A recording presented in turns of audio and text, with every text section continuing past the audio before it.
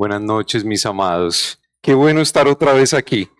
El problema es que me estoy amañando mucho en Arequipa, entonces de pronto me les termine quedando. Ah, no, nos han tratado muy bien a mi esposa y a mí. De verdad que muchas gracias por su amor, muchas gracias por su generosidad. Nos han hecho sentir como en casa y en medio de tanto frío nos han dado muchísimo calor. Gracias, amados hermanos, de verdad por su hospitalidad. Muy bien. Una de las frases más comunes en nuestros días y quizás una de las más repetidas tanto por cristianos como por no cristianos es Jesús vino a salvar al mundo. Sin embargo, y a pesar de lo mucho que se repite, esta es tal vez una de las verdades bíblicas menos comprendidas. Sí, claro, Jesús vino a salvar al mundo. Amén. Pero, ¿a salvarlo de qué? ¿A salvarlo de qué? ¿Por qué el hombre necesita ser salvo? ¿Acaso, dicen algunos, el hombre no nace bueno y es la sociedad la que lo corrompe? Ah, ¿por qué solamente Jesús es el Salvador y no hay algún otro hombre o sistema de creencias en el que podamos ser salvos? ¿Acaso otros dicen, acaso todos los caminos no conducen al cielo?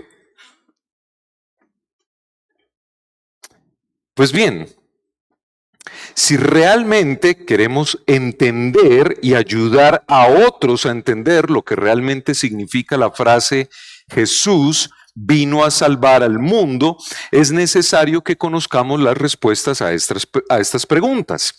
Y para hallarlas debemos remontarnos hasta el inicio de la humanidad, o sea, hasta el huerto del Edén. Como vimos en la sesión anterior, luego de crear los cielos y la tierra, el Dios Trino decidió crear al hombre a su imagen y semejanza, es decir, una criatura que, a diferencia de los animales, tuviera un intelecto, una naturaleza moral, la habilidad de comunicarse con otros, la capacidad de adorar y de crear a partir de lo creado. En otras palabras, una representación de Dios en la tierra.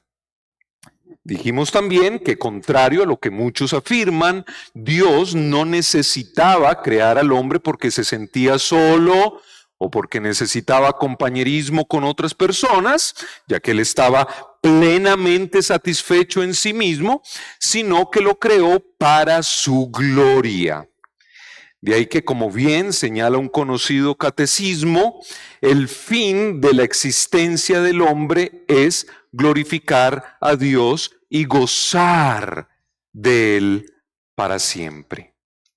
Luego vimos cómo Dios, mediante un misericordioso acuerdo, designó al primer hombre como representante legal de toda la raza humana, razón por la cual los frutos de los actos personales de Adán, fuesen buenos o malos, involucrarían a todos sus descendientes. Algo similar a lo que ocurre hoy con cualquier líder o presidente de alguna nación, quien involucra a su pueblo en las consecuencias de sus actos cuando, por ejemplo, le declara la guerra a otro país. Este acuerdo especial consistió en una ley de obediencia que debía ser cumplida perfectamente por Adán y que le demandaba labrar y cuidar del huerto y no comer del árbol de la ciencia del bien y del mal. Una promesa de recompensa por su cumplimiento, el árbol de la vida, que indicaba la meta puesta delante de Adán y que, como ya vimos, se trataba de vida eterna confirmada y comunión perfecta e inmutable con Dios. Y una amenaza de maldición por su desobediencia. Ciertamente morirás. Y como todos sabemos, Adán impulsado por Eva, quien a su vez había sido impulsada por la serpiente, es decir, Satanás, desafió a Dios al comer del fruto prohibido. Y puesto que Dios lo había designado como representante legal de toda su descendencia, su caída fue nuestra caída. En otras palabras, Adán terminó pecando por todos nosotros. De modo que cuando Dios maldijo a Adán por su transgresión, todos nosotros fuimos igualmente maldecidos en él. No solo Adán fue destinado a tener dificultades laborales, sino también nosotros. ¿Alguno de ustedes ha tenido dificultades en su trabajo? No solo Eva fue destinada a tener dolores durante el parto, sino también todas las mujeres de todas las generaciones humanas. No solamente sería la relación matrimonial entre Adán y Eva la que experimentaría problemas por la falta de sujeción de Eva y por la falta de amor de Adán, sino también todos los matrimonios de la historia humana en todas las naciones y culturas. ¿Arequipa está exento de los problemas matrimoniales? No solo Adán fue destinado a volver a la tierra de donde fue tomado, es decir, a morir físicamente, sino también toda la humanidad, pues como el pecado entró en el mundo por medio de un hombre y por medio del pecado la muerte, así también la muerte se extendió a todos los hombres porque todos pecaron. No solamente fue la relación de Adán y Eva con Dios la que quedó deshecha, sino también la relación de la humanidad entera con Dios. Así que tal y como lo dijo el apóstol Pablo, por la transgresión de uno vino la condenación a todos los hombres. Ahora bien, esta sentencia dictada por Dios no fue un asunto meramente legal o externo, como cuando un juez determina enviar a la cárcel a un asesino, sino que tuvo un efecto real en lo más profundo del hombre, por lo que el cuerpo de Adán ciertamente empezó a morir a partir de ese momento. Y su espíritu ciertamente murió en ese preciso instante. Su pureza moral se perdió y su carácter pecaminoso dejó de reflejar la santidad de Dios. Su intelecto se corrompió con la falsedad y el mal entendimiento, su forma de hablar ya no glorificaba a Dios y sus relaciones comenzaron a ser gobernadas por el egoísmo en lugar del amor. A partir de la caída, toda inclinación del corazón del hombre empezó a tender siempre hacia el mal. En otras palabras, la humanidad entera quedó corrompida desde la raíz y la imagen de Dios en ella se distorsionó gravemente. Así, el hombre, después de la caída, no pudo hacer nada diferente a pecar, pues al perder la habilidad de discernir entre el bien y el mal, junto con la santidad y la integridad, lo único que queda es una naturaleza esclavizada al pecado. Jesús mismo lo expresó así en Juan 8:34. En verdad les digo que todo, no algunos, sino todo el que comete pecado, y el verbo griego comete está en presente continuo, eso quiere decir que se podría traducir como el que vive en pecado, porque todos cometemos pecado, pero aquí Jesús se está refiriendo específicamente al que practica el pecado, es esclavo del pecado. Todos los que escuchaban a Jesús, tanto judíos como gentiles, comprendieron bien esta metáfora.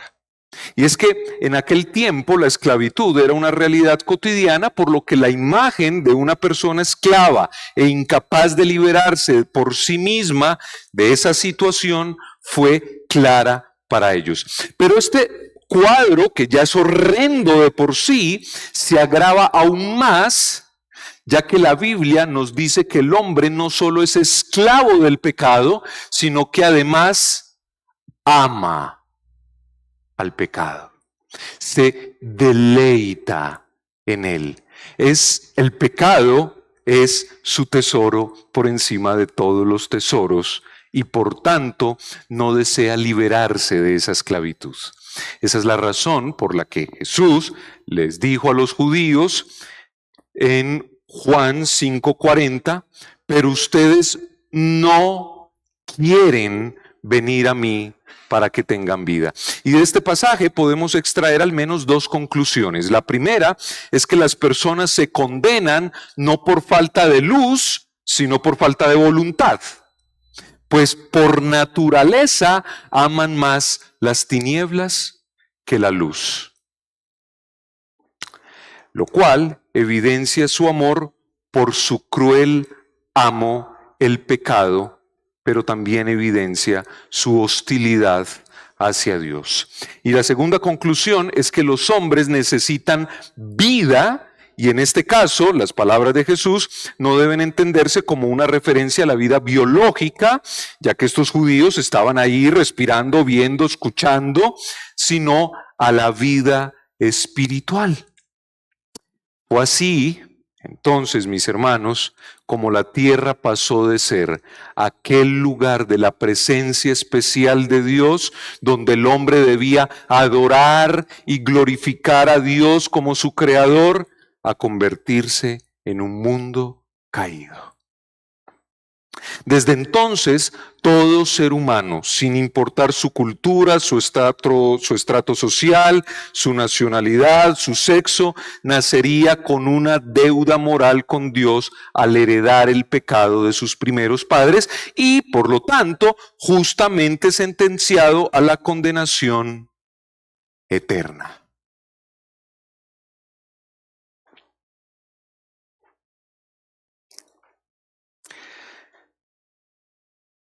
Pero Dios,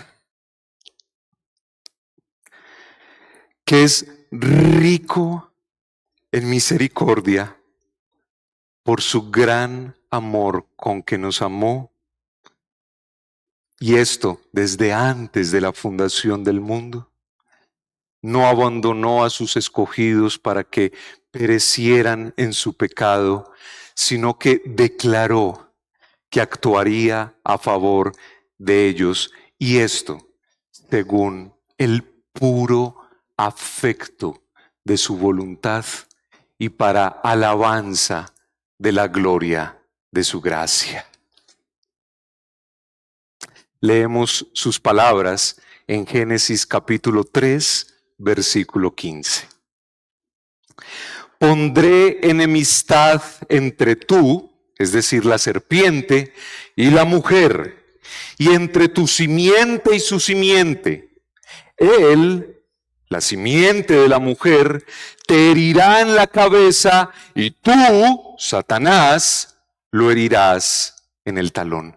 Amados hermanos, esta maldición pronunciada por Dios contra Satanás es al mismo tiempo una preciosa promesa de salvación, no solo para nuestros primeros padres, sino también para todos aquellos que creyeran en ella.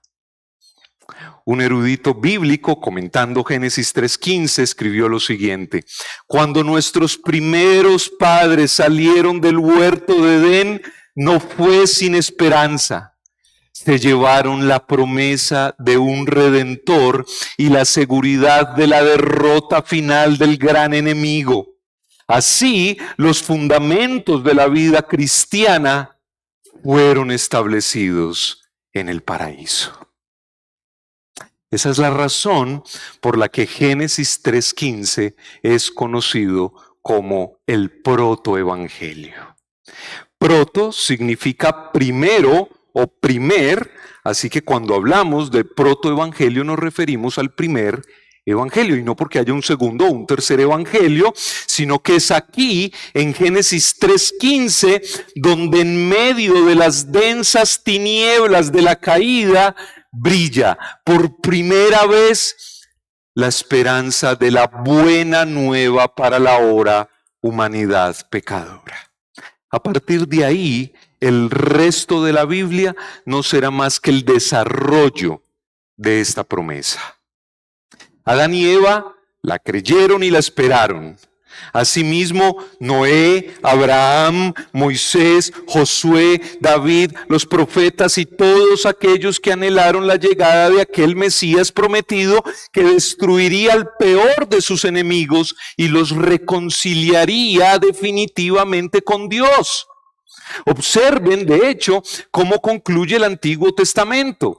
Dice Malaquías 4:1-3, porque viene el día ardiente como un horno, y todos los soberbios y todos los que hacen el mal serán como paja, y el día que va a venir les prenderá fuego. Dice el Señor de los ejércitos, que no les dejará ni raíz ni rama.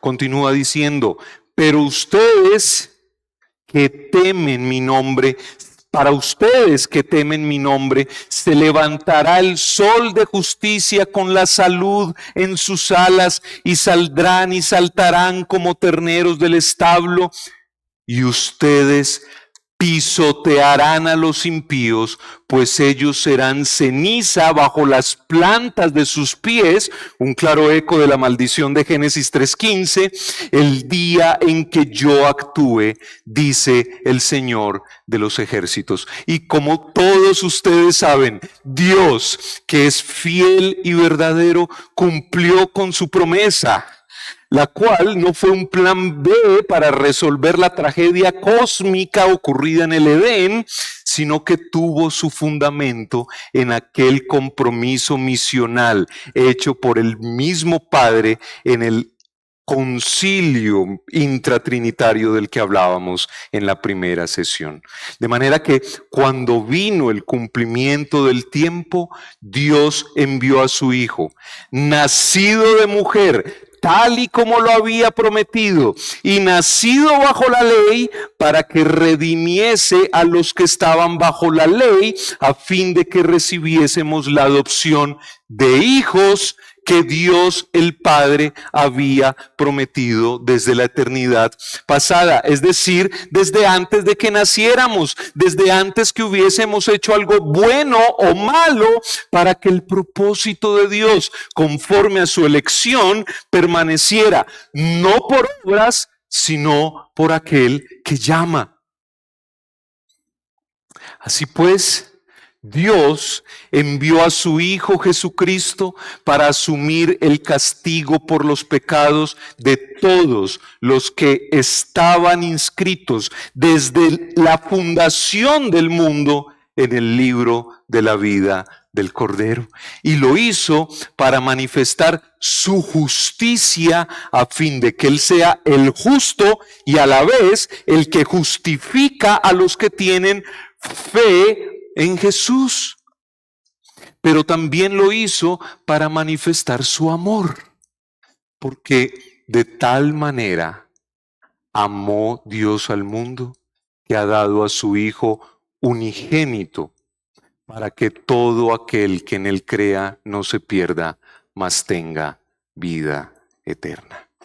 Sin la misión de Dios Hijo, mis hermanos, simplemente no habría salvación para nadie.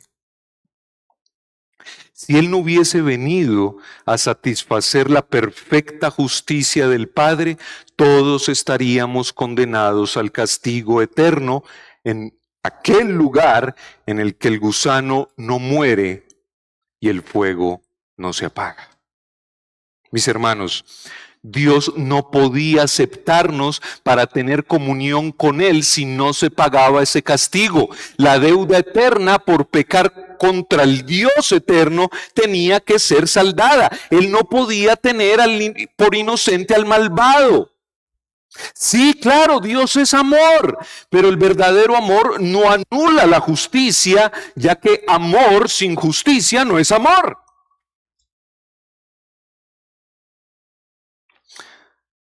Así pues, solo la sangre del Cordero, es decir, la sangre de Cristo, su muerte, podía borrar real y verdaderamente los pecados del pueblo escogido por el Padre y restablecer la relación del hombre con Dios que se había perdido en el Edén. Ahora, ¿por qué solamente Jesús podía reconciliar al hombre con Dios? ¿Por qué esa misión no la pudo llevar a cabo cada uno de nosotros? ¿Por qué no la pudo llevar a cabo Siddhartha Gautama, Confucio, Zaratustra? Bueno, porque la deuda del pecado solo podía ser saldada por alguien que no tuviera pecado. O sea, el pago de la deuda debía ser proporcional a la violación cometida. Y puesto que lo que Adán arruinó fue la obra de Dios, esto es, un hombre perfecto, entonces solo otro hombre perfecto que cumpliera cabalmente con la ley de Dios que Adán había desobedecido, podía restaurar lo destruido. Es precisamente por eso que Dios Hijo debía hacerse verdaderamente hombre, pues si no lo hubiese sido, no habría podido morir en nuestro lugar y pagar el castigo que nos correspondía. Pero además era necesario que el Salvador también fuese verdaderamente Dios, ya que solo el Dios infinito podía llevar sobre sí todo el castigo de todos los pecados de todos los que creerían en Él. Cualquier otra criatura finita no habría podido pagar con ese castigo. Mis hermanos, ningún ser humano hubiera podido jamás salvar al hombre. Solo Cristo, el Verbo hecho carne, podía hacerlo. Es por eso que Jesús dijo en Juan 14:6, yo soy el camino, la verdad y la vida. Nadie viene al Padre sino por mí. Ese debe ser nuestro mensaje a las naciones. Nuestra predicación debe ser la de Pedro ante el concilio, cuando lleno del Espíritu Santo les dijo a los gobernantes y ancianos del pueblo que en ningún otro hay salvación, porque no hay otro nombre bajo el cielo dado a los hombres en el cual podamos ser salvos. De ahí que el título de esta tercera sesión sea una sola salvación. Y para reflexionar en esta gloriosa y única obra salvífica, consideraremos los tres aspectos que la componen. Veremos, en primer lugar, una sola salvación por su vida. En segundo lugar, una sola salvación por su muerte. Y en tercer lugar, una sola salvación por su resurrección. Pasemos entonces a considerar nuestro primer encabezado. Una sola salvación por su vida. Y es que como cristianos solemos enfatizar la muerte de Jesús y subestimar su vida. Sin embargo, si la obra salvífica de Cristo se hubiese limitado solo a su muerte, nadie merecería la salvación. Ya que aunque nuestra culpa ciertamente habría sido eliminada, habríamos quedado en la misma posición de Adán y Eva antes de que hicieran algo bueno o algo malo, es decir, moralmente neutros. Y es que, como ya vimos, Adán debía obedecer a Dios perfectamente durante un tiempo al fin de alcanzar la vida eterna confirmada y la comunión inmutable con Dios. Razón por la cual Cristo, el último Adán, debía no solo morir por nosotros, sino también vivir esa vida perfecta de obediencia al Padre que Adán no vivió, con el propósito de ganar para nosotros la justicia que se había perdido en el Edén. En otras palabras, Cristo tenía que obedecer perfectamente la ley de Dios durante toda su vida en nombre de nosotros, a fin de que los méritos de su perfecta obediencia pudiesen ser contados a nuestro favor. Es por eso que Pablo va a decir en Romanos 3:9 que su meta es ser hallado en Cristo, no teniendo su propia justicia derivada de la ley, sino la que es por la fe en Cristo, la justicia que procede de Dios sobre la base de la fe. El apóstol sabía perfectamente que lo que necesitaba no era solamente una hoja de vida limpia, con los pecados perdonados, sino también una justicia perfecta, acreditada a su cuenta. Y él estaba consciente de que solo podía obtenerla por medio de la fe en Cristo, aquel que vivió una vida de perfecta obediencia a Dios en lugar de cada uno de nosotros. Pablo lo afirma de una forma más explícita aún en Romanos capítulo 5, versículo 19. Dice allí: porque así como por la desobediencia de un hombre, Adán, los muchos fueron constituidos pecadores, así también por la ¿qué? Por la obediencia de uno, es decir, del último Adán, nuestro Señor y Salvador Jesucristo, los muchos serán constituidos justos. Si Adán fue el primer representante de la humanidad, Cristo es el último representante, pero ahora de una nueva humanidad. Él vino a hacer por su pueblo lo que el primer Adán no pudo, de manera que donde el primer Adán falló, el último Adán triunfó. Por cierto, a aquellos que les parece injusto que Dios haya designado a Adán como representante de la humanidad, no les suele parecer tan injusto que el mismo Dios haya nombrado a Cristo como representante de la nueva humanidad. Ahora bien, Jesús no solo obedeció perfectamente la ley de Dios durante toda su vida terrenal a favor nuestro, sino que también experimentó los sufrimientos necesarios para pagar el castigo de nuestros pecados. Toda su vida en este mundo caído involucró sufrimiento para él. Jesús soportó un tremendo sufrimiento durante sus tentaciones en el desierto. Él sufrió la intensa oposición de parte de los líderes judíos de la época. Él experimentó sufrimiento y tristeza cuando su amigo Lázaro murió, a tal punto que dice la palabra que lloró, y esto no porque Lázaro hubiese muerto, ya que él estaba a punto de resucitarlo, sino por los terribles efectos del pecado sobre la raza humana. De ahí que Isaías, al profetizar acerca de su primera venida, dijera que Jesús sería un varón de dolores hecho para el sufrimiento. Y es que si incluso para nosotros, que somos pecadores, este mundo nos resulta tremendamente aflictivo, traten, si pueden, de imaginarse para el 3 veces santo, aquel que ni los cielos son limpios delante de sus ojos. Ni los cielos son limpios delante de sus ojos.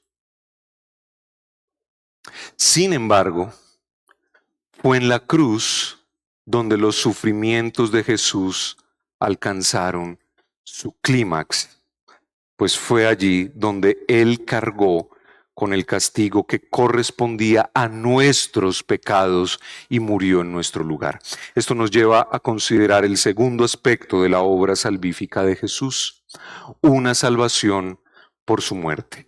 Mis hermanos, la muerte por crucifixión fue una de las formas de ejecución más terribles inventadas por el hombre. ya que se trataba de una muerte lenta por asfixia y desangramiento. La posición, que todos ustedes la han visto, dejaba el cuerpo en una manera en la que la cavidad torácica empezaba a tener dificultades para respirar.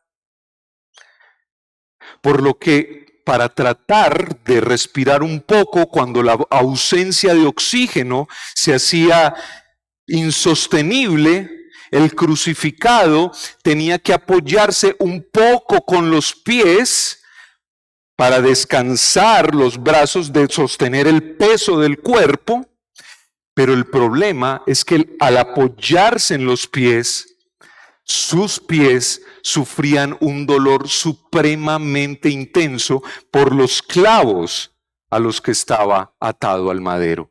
Pero además tenía que tratar de flexionar un poco los codos, lo cual producía un horrendo dolor en los clavos que tenía en las muñecas. Pero además Jesús había sido previamente latigado con unos látigos que tenían en las puntas huesos de animales, los cuales desgarraban el tejido, la piel, los músculos. Así que sumado a la falta de aire, sumado al dolor en las muñecas, al dolor en los pies, estaba el hecho de que su carne rozaba con cada movimiento la áspera madera.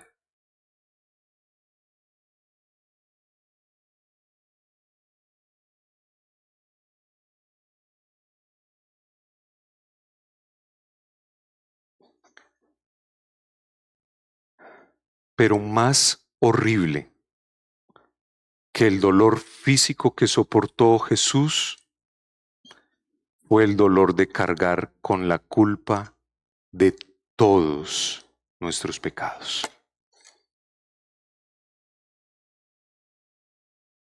Tus peores pecados y los míos. Y es que si aún nosotros que nacimos en pecado experimentamos angustia, aflicción y hasta repugnancia por nuestros propios pecados, cuánto más Jesús, quien era perfectamente santo. Todo lo que Cristo aborrecía más en el mundo estaba siendo puesto sobre él. Y aquí es sumamente importante enfatizar que Jesús en ese momento no llegó a ser pecador en sí mismo, sino que nuestros pecados fueron puestos sobre él, mas no estuvieron en él. Lo que Dios hizo fue cargar nuestros pecados sobre Cristo y declarar que la responsabilidad de pagar el castigo era de su Hijo y no de nosotros. En otras palabras, Dios hizo de Cristo una ofrenda por el pecado a favor nuestro, para que cuando viniéramos a Jesús en arrepentimiento y fe, pudiésemos ser declarados justos por Dios, no por nuestra propia justicia, sino por la de su Hijo Jesucristo. Tal y como lo expresó el apóstol Pablo en 2 Corintios 5:21, al que no conoció pecado, por nosotros lo hizo pecado, para que nosotros fuésemos hechos justicia de Dios en él. Así, Dios el Padre derramó sobre su Hijo toda la furia de su santa ira. En ese momento Jesús se convirtió en el objeto del intenso odio y de la venganza en contra del pecado que Dios había acumulado pacientemente desde el huerto del Edén. Esa es la razón por la que Jesús clama: Dios mío, ¿por qué me has abandonado?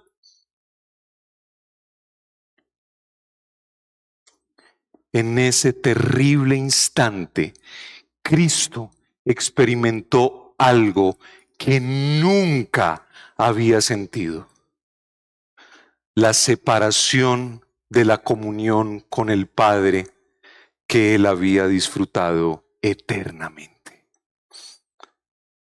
En otras palabras, en ese momento, Cristo experimentó el infierno mismo. Ahora Jesús sabía que lo único que le faltaba era entregar su espíritu en las manos del Padre y morir. Es justo ahí cuando dijo: todo se ha cumplido. Y exclamó con fuerza: Padre, en tus manos encomiendo mi espíritu. Así entregó voluntariamente la vida que nadie podía arrebatarle. Y Dios el Padre, viendo el fruto de la aflicción de su alma, quedó satisfecho. Es a esto a lo que llamamos reconciliación. Mis hermanos, nuestra reconciliación con Dios se hizo posible solamente por medio de la cruz. Gracias a la muerte de Cristo en nuestro lugar, Dios ya no tiene nada contra nosotros. La deuda quedó saldada. Hermanos, la deuda quedó saldada. De ahí que nuestras propias obras no puedan contribuir en absolutamente nada a la salvación. En la cruz, Dios Padre trató a Dios Hijo como si Él hubiese vivido nuestra vida, para que cuando nosotros le confesáramos como nuestro Señor y Salvador, pudiéramos ser tratados por Dios como si hubiésemos vivido la perfecta y santa vida de Cristo. Mis hermanos, no teníamos ninguna posibilidad de alcanzar el cielo.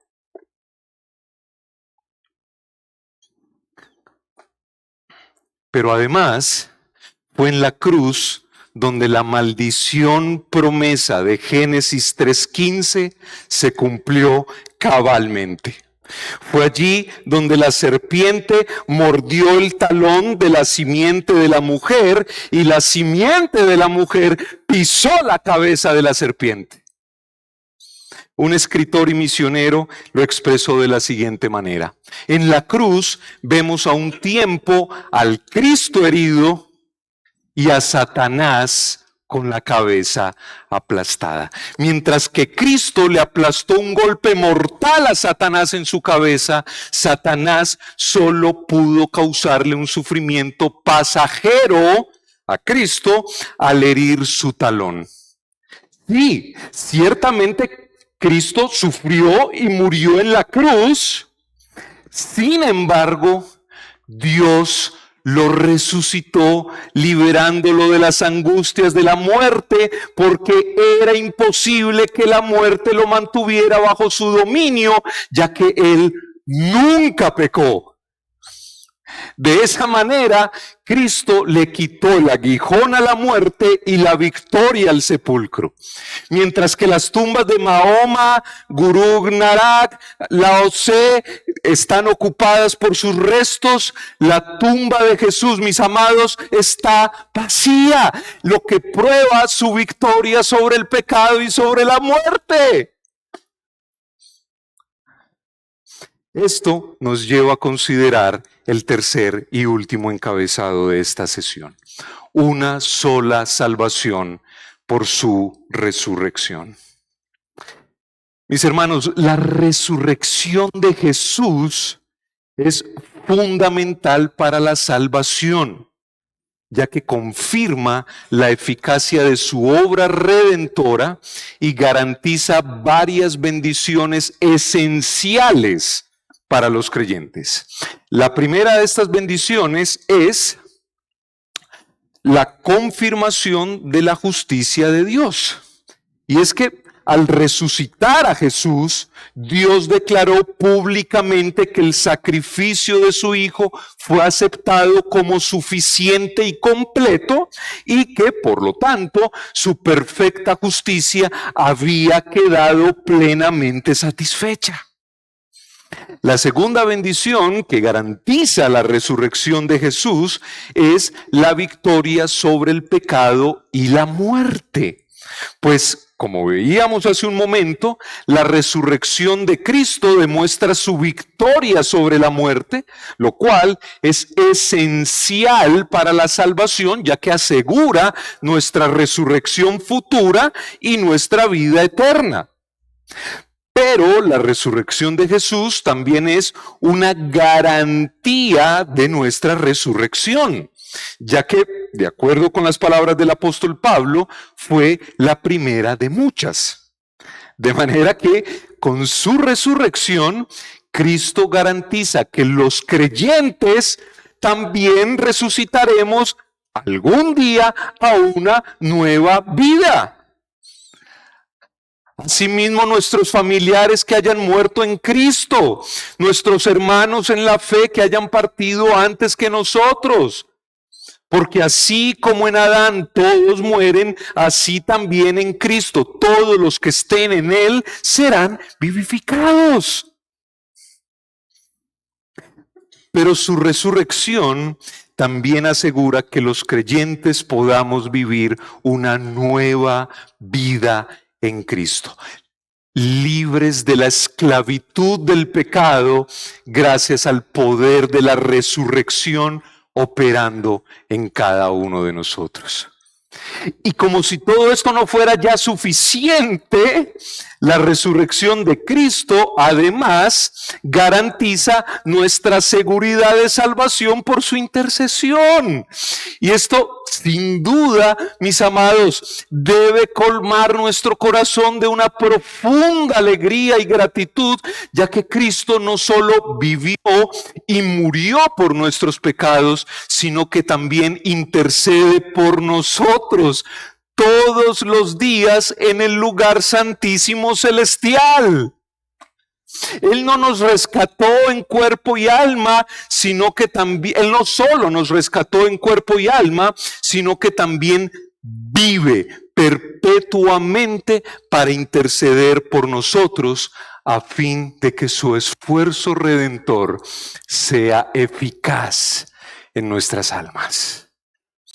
Y finalmente, la resurrección de Jesús da a los creyentes una esperanza viva, la certeza de la vida eterna y la futura resurrección, la cual es asegurada por y fundamentada en la resurrección de nuestro Señor Jesucristo.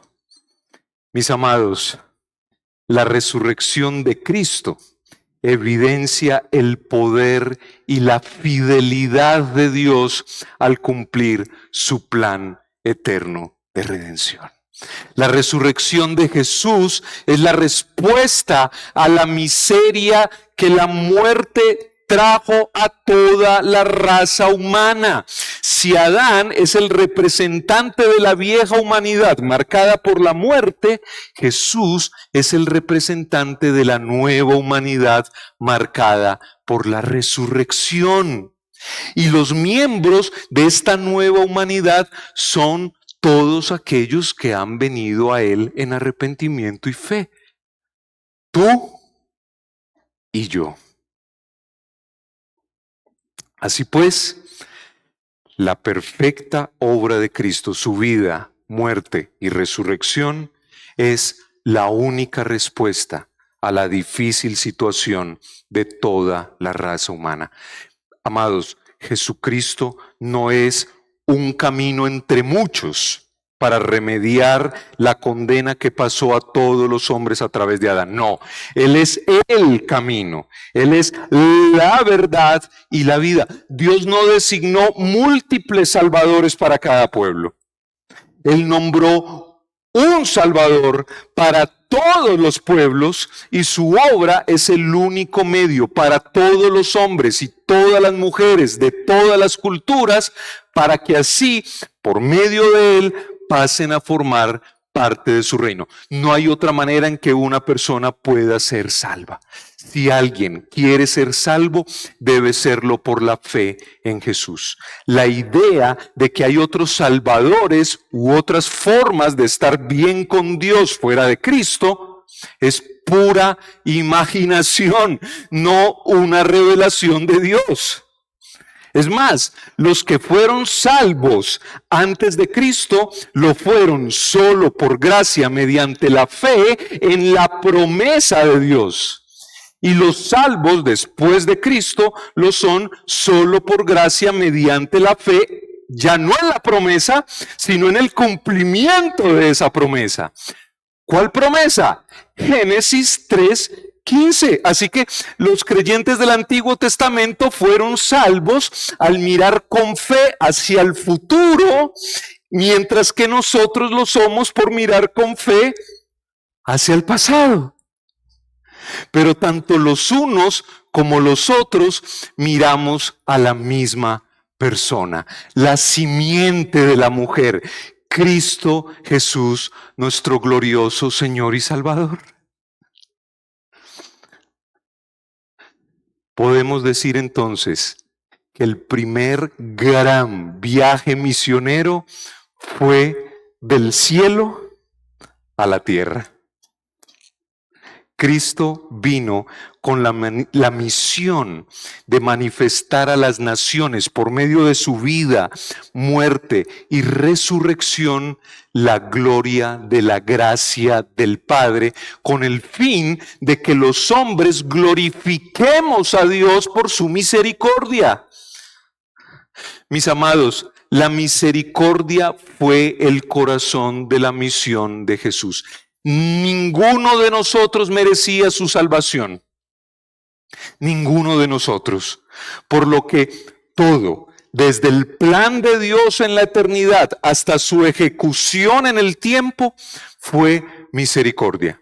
Gracia sobre gracia. Cristo abandonó una gloria que nuestras mentes finitas son incapaces de imaginar para venir a este mundo caído, cruel y desagradecido, con el único propósito de revelar el inmerecido amor del Padre y asegurar la salvación del hombre. En otras palabras, Él vino para ayudar a las personas a experimentar a Dios como su tesoro por encima de todos los tesoros.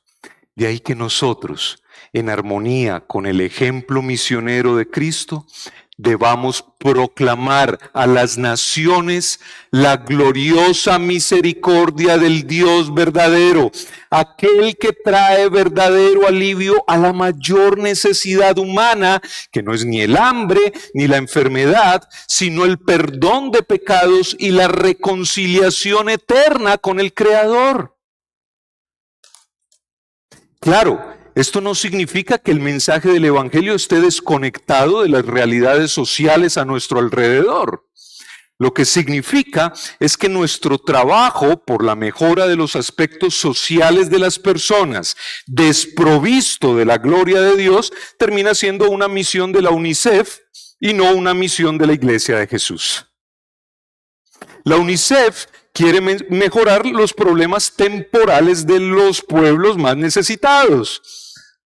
Pero la Iglesia, en cambio, trabaja por la salvación eterna de las almas, pues reconoce que se trata de una necesidad que trasciende toda dificultad temporal. Solo que en el proceso, las condiciones sociales casi siempre mejoran como consecuencia de la nueva vida en Cristo. Amados, la cosecha es mucha, pero los obreros siguen siendo pocos.